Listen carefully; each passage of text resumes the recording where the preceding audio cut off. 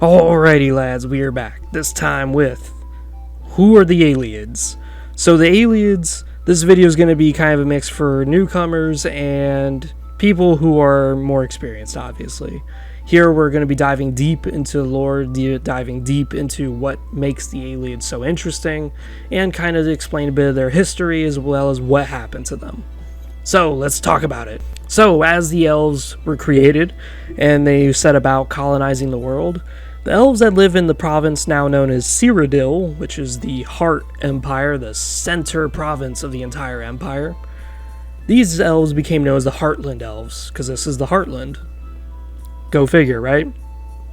Sometimes we're not very creative with our names.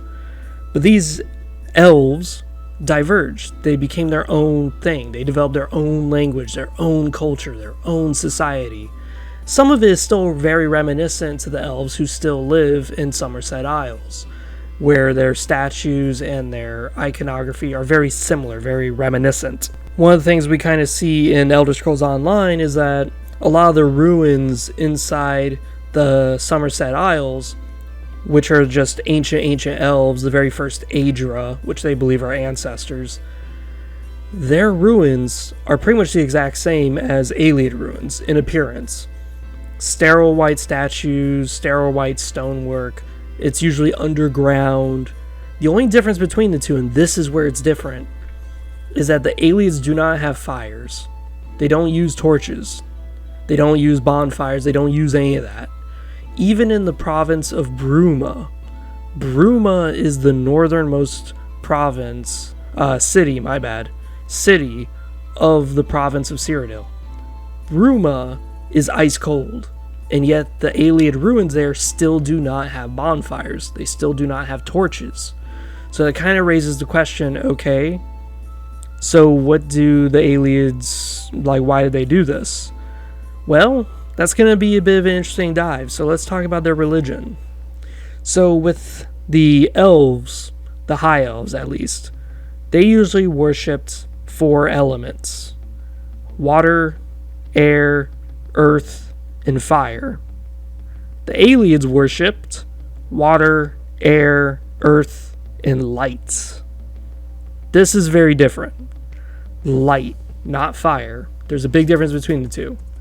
One of the things that we do see in their ruins is that in order to illuminate light into their ruins, they have these stones called Welkin stones. Welkin stones are meteor stones. They basically come from the stars. And these stones are magical in nature. They can recharge a mage's mana. They can be used for rituals because they contain magic within them. They're very powerful artifacts.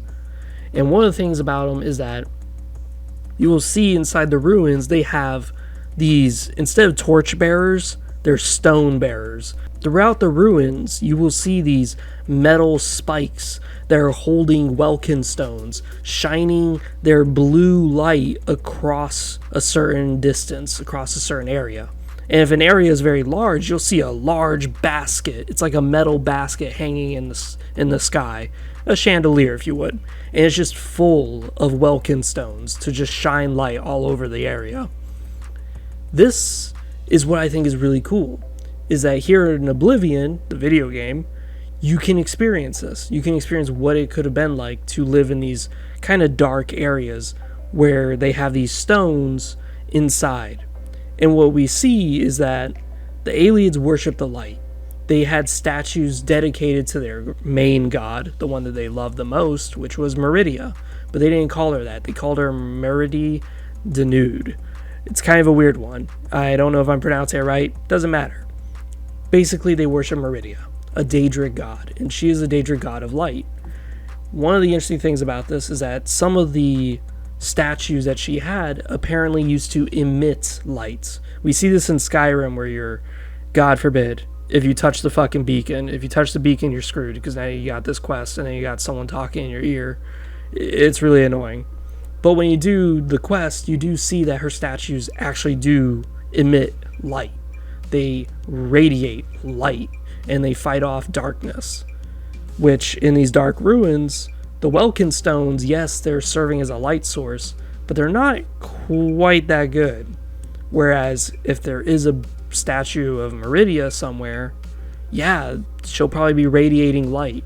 And it's even stated that somehow, in the Ayleid religion and the Ayleid beliefs, that Meridia shined eternal light over the Imperial City, which led to its bountiful nature, which led to it having such a great development of crops, a great development in its city structure, all sorts of goodies.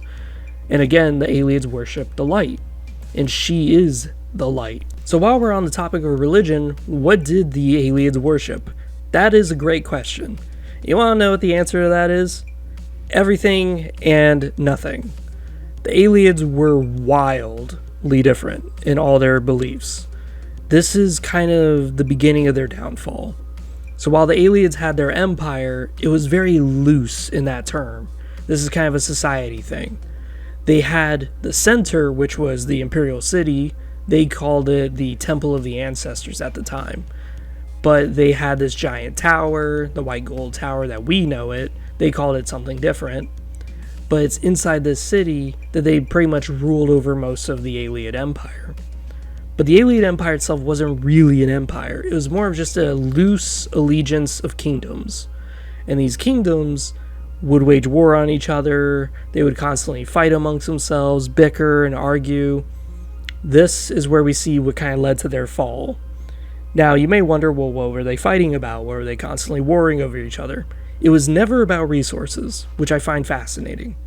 The Heartland Elves were so prosperous, so great at cultivating the land, we never see diaries or we never see scholarly inquiries about them suffering famine or disease or even fighting each other over resources. No. We instead see they fight each other over debates of religion. They fight each other over power, but they never fight each other over basic necessities.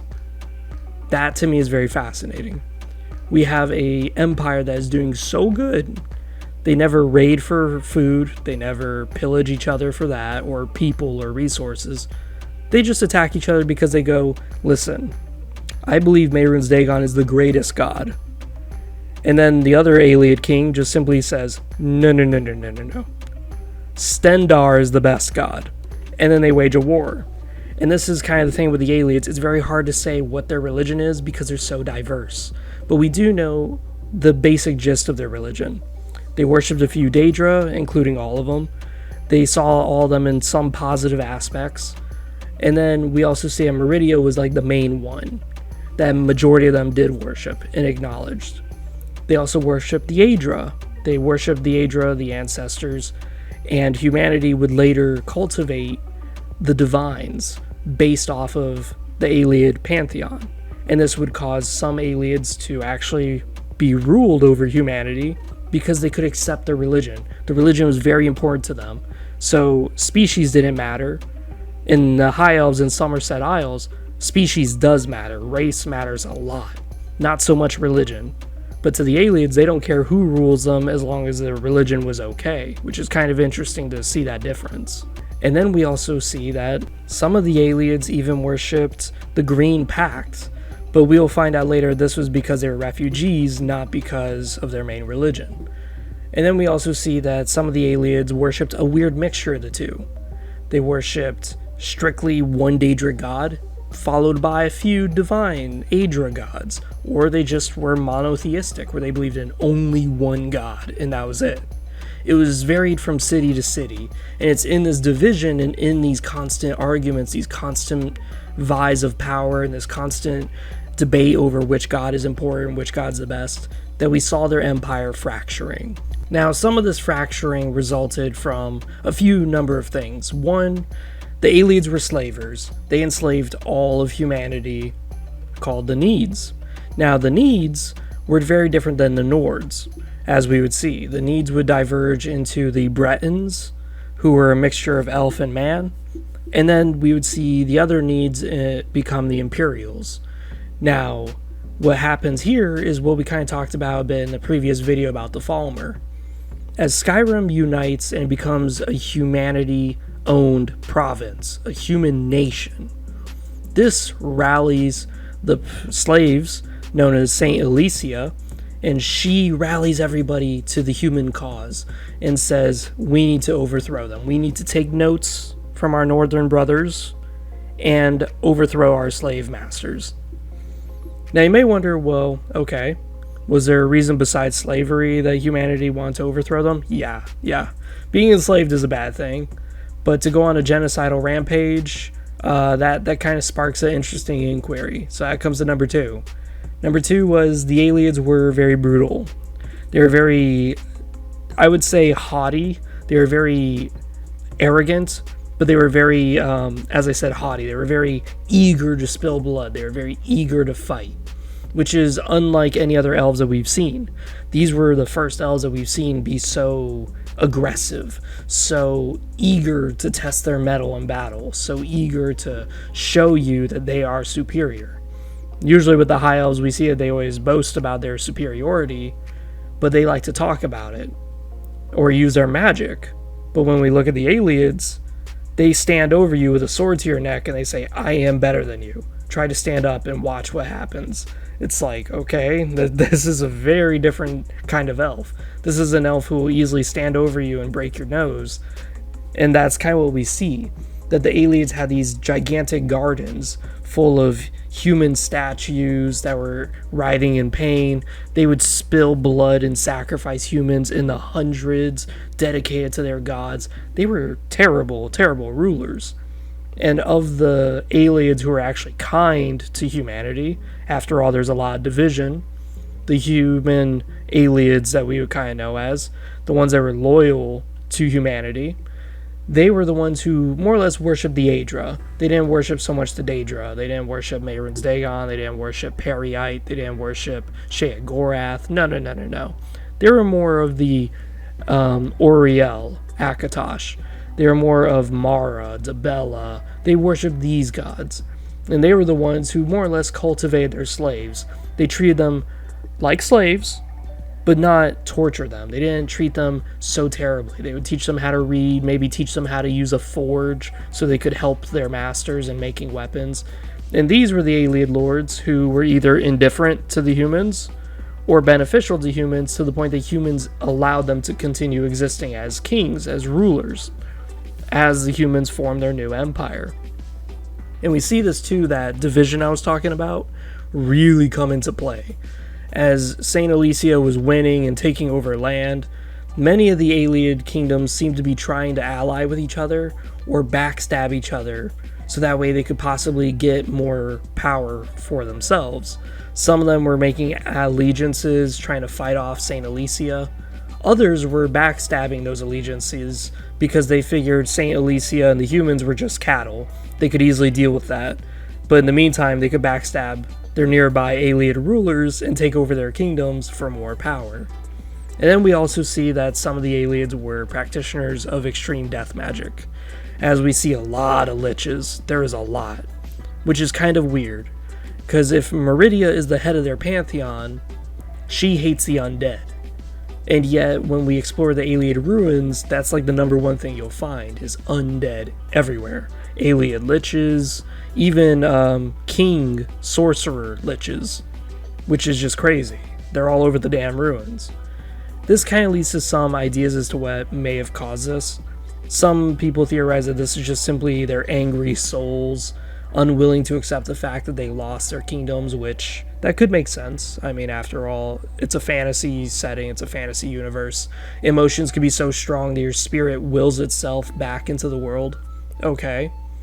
But the other common theory is just simply that there is a lot of magic they have at their disposal. They had actual wells designed that instead of harnessing water from the ground, they instead extracted magic from the stars. So they had infinite mana pools. So it could be possible that some of these Ayleid kings said, you know what? I deserve immortality. Sure, I'll never die of old age, but I should make it where my form is just as immortal as my age, my soul. So they would make themselves immortal, where you could kill them, but in a few hundred years they'll just come right back out of the grave as a lich. That's totally possible, especially since some of them were worshipping Molag Bal is the head Daedric god of undeath. He's the one who creates vampires, the one who creates zombies, liches. He's the one who holds necromancy. So, that doesn't surprise me at all that, hey, there is Ayleid necromancers. Now, the Ayleid military is mostly comprised of what we would expect it to be. A lot of elves wearing elven armor, many of them wielding swords and maces, and a lot of magic. So a lot of battle mage type of scenarios. We see this a lot with Umaril when you fight him in the Knights of the Nine DLC, where he can swing a sword, which I'm not joking is a giant claymore. He swings it with one hand, but he also casts a lot of spells. He will cast lightning at your ass, so you better be careful. But one of the things is that the Ayleids apparently use sorcery a lot. They even had sorcerer kings at their disposal. So it does stand to reason that they probably did hold a staff in one hand and hold a big sword in the other. And this is what we kind of see in a lot of the Elysian dialogue, is how they would fight these mages. They would have to deal with this, and they would have to deal with elves who were not only magically gifted, but very martially strong. These were elves who were much taller than a man, much bigger, much bulkier than the high elves in Somerset Isle. So yeah, this was quite a fight. This was a fight that, of course, took many, many years. This is in stark contrast to the Nords. The Nords, when they took over the Falmer, it was really swift, really fast. The Nords were people of war. They were very tough people. But then you look at the Needs. The Needs were a little bit more social. They were a lot more like normal humans. More social, more outgoing. We like to make deals and speak to each other, share ideas. And then you're fighting these elves who just so happen to be the most militarily strong elves of all the elves that we could have ever seen. Yeah, this was not an easy war by any measure. This was a war that took a lot of interspecies work. This is why we see minotaurs depicted in St. Alicia. They're probably helping humanity. They're giving them the oomph that they need to overthrow these elves. Now, when the Ayleids were pushed out and they were finally beaten, we do see that they become refugees and they scatter to the local provinces. The local provinces would be Blackmarsh, which would become Argonia. These elves would worship a little bit of mixture of the Aedra and the Daedra. They called them the 10 ancestor spirits, which makes sense because they did worship primarily these ancestors. But they would eventually get wiped out by plagues, Argonians who were trying to kill them. They would eventually die out. Then we have the elves who migrated from areas that we kind of know as like Anvil, Kvatch, Skingrad. These elves would just migrate onwards towards Valenwood. Valenwood is the home of the Wood Elves. Wood Elves are very militant, and they're also very religious. So they would sign in with these refugees, and they would allow them to live in their woods, but they had to worship the Green Pact, and we do see that they worshipped a bit. And here's one of the more interesting notes, is that these Ayleids would eventually die off in time, but they would probably mix with a lot of the Wood Elf people. So if you start to study genetics, you would probably be surprised to see that, hey, here's a Wood Elf who's like 20% Ayleid. Hey, here's a Wood Elf who's like 10% Ayleid. Hey, here's a Wood Elf who's like 30% Ayleid. It's like, okay, that's interesting. That's fascinating. So the Ayleids still kind of live on in their bloodline. The last group, these were the ones who more or less still stuck to their roots. They still worshipped Aedra, and they didn't really worship so much the Aedra at all. They more worshipped Hermaeus Mora, Meridia. They migrated to the Durini Tower. Now, the Durini Tower is the land of High Rock. This is the Bretons. When they migrated here because the Durini were able to hold off the St. Elysian assault. So, their province was untouched by St. Alicia's revolution. But they still lived in a land where the elves were easily outnumbered by all the humans. But these humans were sociable. They were willing to work with the Durini until eventually they got strong enough to overthrow them. And when the Durini fell, these elves fell with them. This is kind of one of the unfortunate aspects of tagging yourself along to someone, is that should their fate befall, your fate's gonna go right down with them. You're sinking with that ship, buddy boy. Despite this, we do see in some of the scholarly works that have been done by the Empire in researching the Ayleids that some kings and some of the Ayleids have mixed with the High Elves and the Wood Elves. So if you ever do your research today, those would be your closest guess. If you're ever to role play as an Ayleid character in the video games, you'd probably be a spell sword of some sort. Really, really strong, really, really good at magic, and wears the elven armor. But you would probably be a Wood Elf or a High Elf, which I find kind of interesting. Because again, with High Elves, they're all about purity of their genetic lineage, and yet a lot of their High Elves are actually Ayleids. And it's one of those things where if you held an image of an Ayleid and you held the image of a High Elf together, you probably wouldn't be able to tell the difference between the two until you notice that the Ayleid elf has a six-pack and is, like, ripped. He is amazingly strong. Whereas the regular High Elf does not have much going on there. He may just be flat. Nothing really appeasing. No, no squats done to make those booty cheeks nice and voluptuous. Whereas the Ayleid guy, he's got those mounds, them squishable pillows, you know what I'm saying? Now, I did say earlier that during St. Alicia's rebellion or revolution, some of the Ayleids were loyal to the humans, and they did live onwards a few hundred years later as kings, vassals of the human empire. What happened to them? Well, quite simply, they were rewarded for their loyalty by the Elysian cult that would develop later on. The Elysian order became very militant, very fanatical, believing that the Ayleids were just monsters as a whole, totally neglecting the fact that these Ayleids who are in their society are actually the ones who are working with humanity, and the Ayleids who are just, common folk. These were Ayleids who had no power, they probably had no slaves, they were just simply commoners, and now here comes humanity ruling over them. They're still fucking commoners, they're not anything different.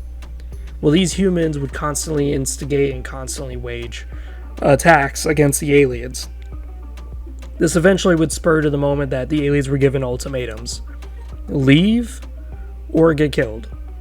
And that's pretty much their fate. Either flee to High Rock, flee to somewhere, maybe Morrowind, flee anywhere you can, or stay here and we're going to massacre you. That's unfortunately their reward for their help, their loyalty.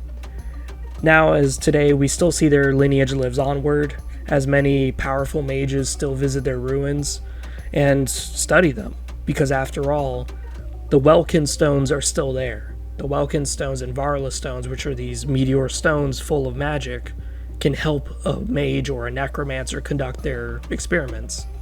The Ayleids also were able to do a lot of shape-shifting of the land, shape-shifting of agriculture. They kind of started what became known as the alteration magic, because they were able to cultivate all these sudden changes to their environment. They were able to change how creatures looked because they were having flesh gardens of statues of humans that were grotesquely changed. They also would be really well known in their legacy for necromancy, as many necromancers would seek shelter inside Ayleid ruins and draw upon the magic that's sitting inside their Ayleid wells to further grow their undead hordes, and to even use their necromancies to bind and capture Ayleid spirits and make them no longer hostile to them, but now subservient to their will. This is what the Ayleid legacy is as of nowadays. One of the kind of more funny notes is that there is a note in some scholarly works that Meridia was a more or less an enemy of humanity, in that she's not exactly a good Daedra. And this is kind of what I was talking about earlier in many of my other videos, is that Meridia, while she is the beacon of light and she's the antithesis to the undead, she hates the undead. Humanity doesn't view her as a good god. And the reason why is because of this, the Ayleids. In fact, Meridia is regarded as neutral. So if you go around telling people, yeah, I worship Meridia, they're going to look at you like you're kind of weird, but it's okay. And the reason why is because of the Ayleids. They're going to think of Meridia as basically a goddess who loved when humanity was nothing more than slaves. A goddess who loves the elves, does not love humanity. They're kind of right, and it makes sense. After all, the Ayleids were her number one patrons. But the problem is that, well, the Ayleids still have their own necromancies. The Ayleids still have a lot of their society that was against Meridia as well. Not enough, still majority worshipped her, but enough for it to have been a thing that they should be able to acknowledge, but they just don't. And I think that that's very fascinating, that here's a god who stands for very good principles, but is rejected because the main people who worshipped her were pretty much scumbags and evil to their species. So in other words, you could have a god who's the god of generosity. Generosity is a good trait. What's wrong with generosity? But then you see that the main people who worship the god of generosity believed in genocide, slavery, rape. It's like, okay, yeah, maybe not. We're not going to worship this god, only because when you worship this god, it comes with that intent of this old historic species. Even though that's not what you mean, you just believe in being generous. You believe in being charitable, giving out your gold to others. You're invoking that special memory, that historical memory of who worshipped this god to begin with. I find that very interesting. So besides that, this has been Freezer 700. I hope you guys enjoyed. I've been making my videos a little bit longer because I've been just kind of talking more, doing more things, because it seems like people like this when we talk longer. I've noticed that my impressions video analytics, it went from like 3 minutes average that people watch to now like 10 minutes in these 30-minute videos. So hey, let's keep it coming, you know? I like the interaction. I like when people comment. So comment down below what you guys think. Tell me what you guys love about the Ayleids. And besides that, see you guys next time.